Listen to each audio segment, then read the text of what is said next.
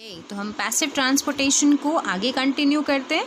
तो पहला पॉइंट हमने पैसिव ट्रांसपोर्टेशन में क्या बोला, that the movement of particles, यानी कि पार्टिकल्स किस डायरेक्शन में मूव करते हैं, from higher concentration to lower concentration. ठीक है, जहाँ पर ज़्यादा कंसंट्रेशन है वहाँ से वहाँ पर जहाँ पे कम कंसंट्रेशन है उस कंपोनेंट की। दूसरी चीज़, यार देखो मैंने आपको क्या बताया कि एक अमीर आदमी है, अगर ये किसी गरीब को पैसे दे रहा है और हम यहाँ खड़े देख रहे हैं, तो क्या इस बात को समझने में हमें दिमाग लगाना पड़ेगा? क्या मुझे अपनी बॉडी की एनर्जी एग्जॉस्ट करनी पड़ेगी इस काम को सोचने के लिए कि इस अमीर आदमी ने इसको पैसे क्यों दिए? सिमिलरली आपको याद रखना है कि जब हमारी बॉडी में सेल मेम्ब्रेन के अक्रॉस पैसिव ट्रांसपोर्टेशन होती है, तो पैसिव ट्रांसपोर्टेशन के टाइम पर there is no ATP require. ATP क्यों बोला मैंने? क्योंकि एनर्जी मॉलिक्यूल हमारा एटीपी है। जब ATP break down of ATP energy generate करता है, एनर्जी प्रोड्यूस करता है। यहाँ पर ऐसा कुछ नहीं चाहिए। सो जब हमें passive transportation across the cell membrane के बारे में पूछा जाए, तो जो दो बेसिक पॉइंट्स आपको अच्छे से पता होने चाहिए वो क्या, that the movement always occur from higher concentration to lower concentration. जहाँ पर उस कंपोनेंट की, उस पार्टिकल की कंसंट्रेशन ज़्यादा है, वो वहाँ से उस तरफ मूव करेगा जहाँ पर उसकी कंसंट्रेशन कम है, and there is no ATP required, no energy required. Now let us look at an example of passive transportation का। मैं आपको एक एग्जाम्पल बताती हूँ। अभी जब आप आगे जाके पढ़ोगे अबाउट एक्शन पोटेंशियल, ये हमारी सेल मेम्ब्रेन होती है। सेल मेम्ब्रेन के इनर साइड एक इलेक्ट्रोनेगेटिव चार्ज होता है और सेल मेम्ब्रेन की आउटर साइड इलेक्ट्रोपॉजिटिव चार्ज होता है। मैं इस कॉन्सेप्ट को बहुत अच्छे से समझाऊंगी एक्शन पोटेंशियल के टॉपिक में। यहाँ पर आप ये समझ लो कि सेल मेम्ब्रेन की इनर साइड पर नेगेटिव चार्ज और सेल मेम्ब्रेन की आउटर साइड पर पॉजिटिव चार्ज होता है। बेसिकली जब हम एक्शन पोटेंशियल के बारे में पढ़ेंगे तब हमें यहाँ पर हम लोग कुछ चैनल्स ड्रॉ करते हैं इस तरह से, आयनिक चैनल्स ड्रॉ करते हैं ये हम, राइट। ये जो आयनिक चैनल्स हैं बहुत सारे होते हैं। इनमें से एक का एग्जाम्पल है वोल्टेज गेटेड सोडियम चैनल। अच्छा, वोल्टेज गेटेड कैल्शियम चैनल भी होता है, वोल्टेज गेटेड पोटेशियम चैनल्स भी होता है। इनका क्या काम होता है एक्चुअली? यार जब आप एक्शन पोटेंशियल पढ़ोगे ना, तो आप पढ़ोगे उससे पहले मेम्ब्रेन पोटेंशियल, फिर आप पढ़ोगे रेस्टिंग मेम्ब्रेन पोटेंशियल, फिर आप पढ़ोगे एक्शन पोटेंशियल बेसिकली क्या, और थ्रेशोल्ड पोटेंशियल भी पढ़ोगे। बेसिकली क्या होता है, जब हमारा सेल हमारा रेस्टिंग स्टेट में होता है, तो जो potential difference across the cell membrane होता है वो कुछ और होता है।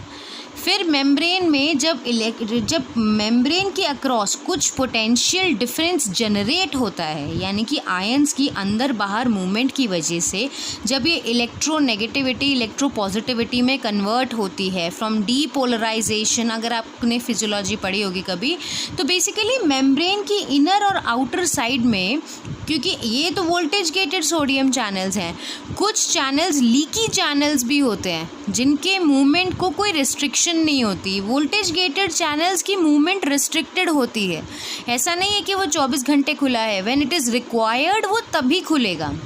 बट सेल मेम्ब्रेन में कुछ लीकी चैनल्स भी होते हैं। उन लीकी चैनल्स की वजह से काफ़ी आयनिक एक्सचेंज इधर से उधर चलता रहता है ताकि एक बैलेंस और एक इक्विलिब्रियम मेंटेन रहे।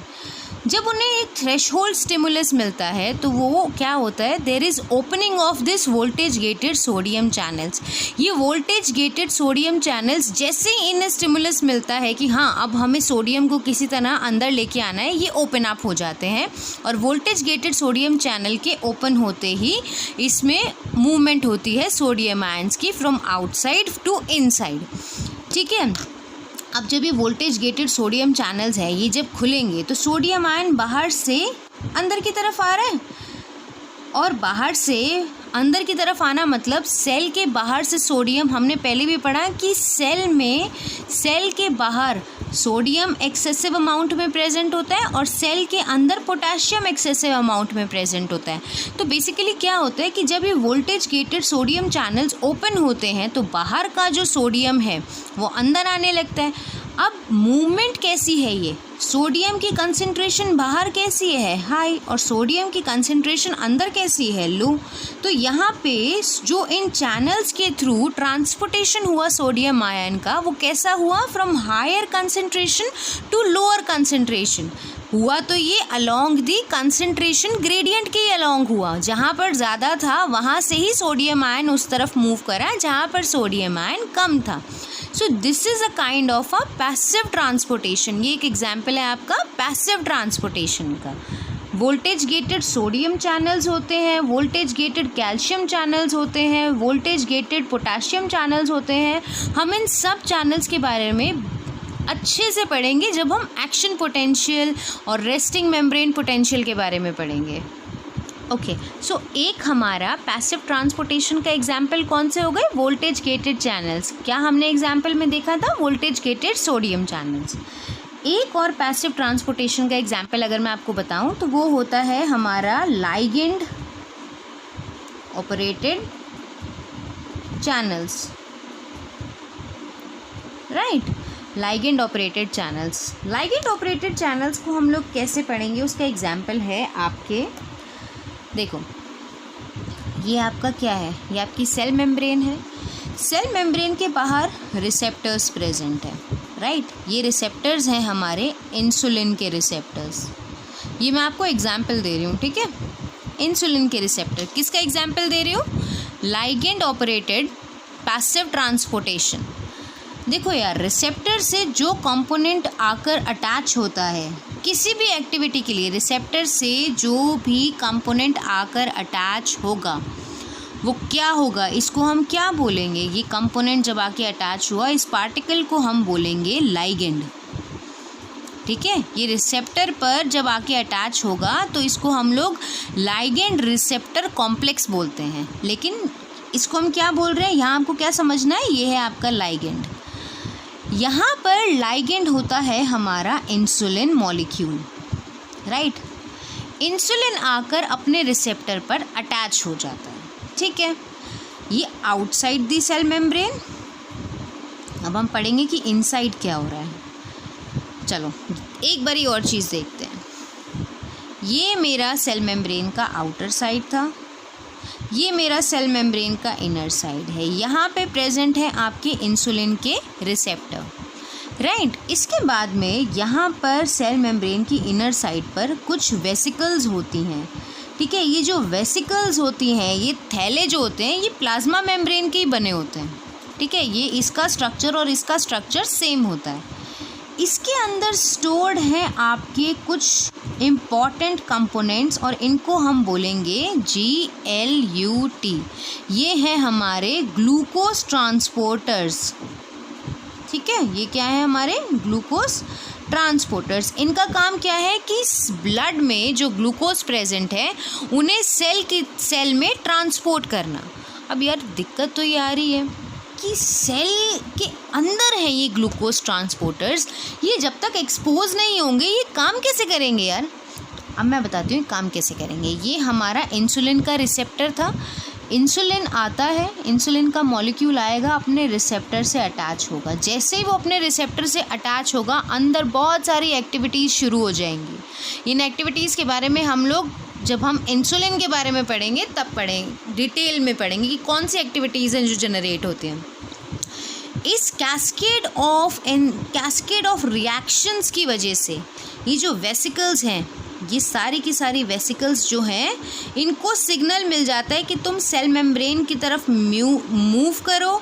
सेल मेम्ब्रेन में जाके फ्यूज़ हो जाती हैं और इवेंचुअली सेल मेम्ब्रेन के सरफेस पर ग्लूकोज ट्रांसपोर्टर्स को अटैच कर दिया जाता है। सो बेसिकली क्या होता है दैट जब इंसुलिन आया, इंसुलिन अपने रिसेप्टर से अटैच हुआ। वो रिसेप्टर कहाँ था, outside the cell membrane, right, cell membrane की बाहर था। लेकिन इंसुलिन का molecule it is a larger molecule, तो ये सेल मेम्ब्रेन को क्रॉस करके नहीं जा सकता, तो ये बाहर अटैच हुआ।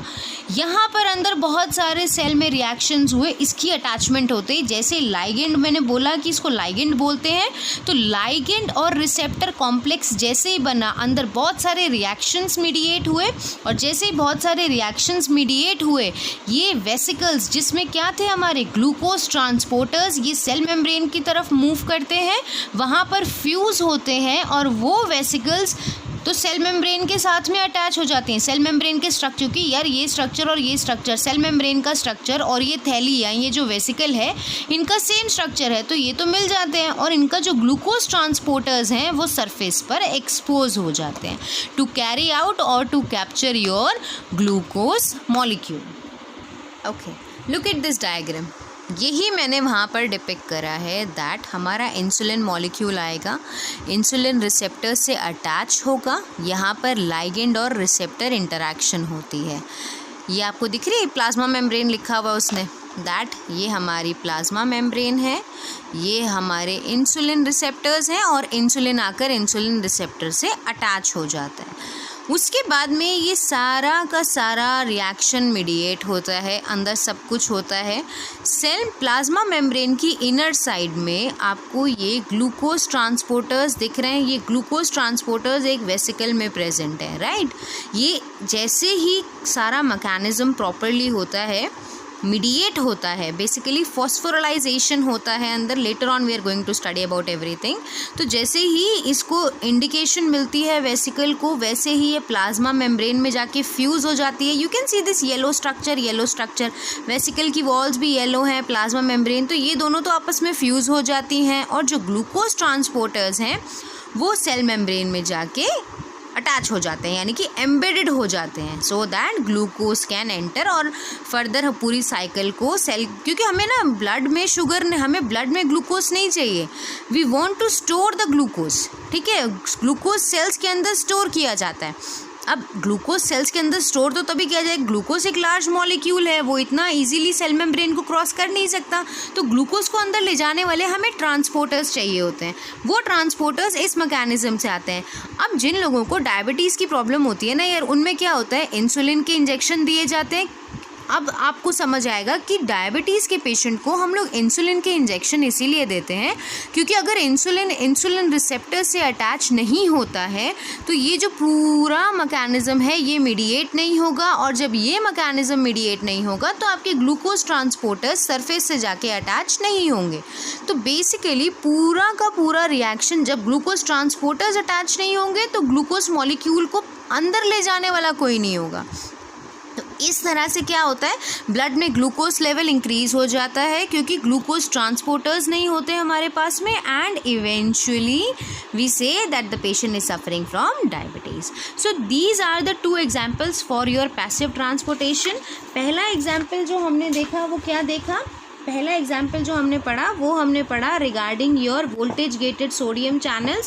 सो पैसिव ट्रांसपोर्टेशन में पहले हमें 2 पॉइंट्स याद करने थे, जिसमें पहला पॉइंट था दैट मूवमेंट होती है पार्टिकल्स की from higher concentration to lower concentration की तरफ, and there is requirement of no energy, कोई एनर्जी नहीं चाहिए होती है, नो एनर्जी रिक्वायर्ड।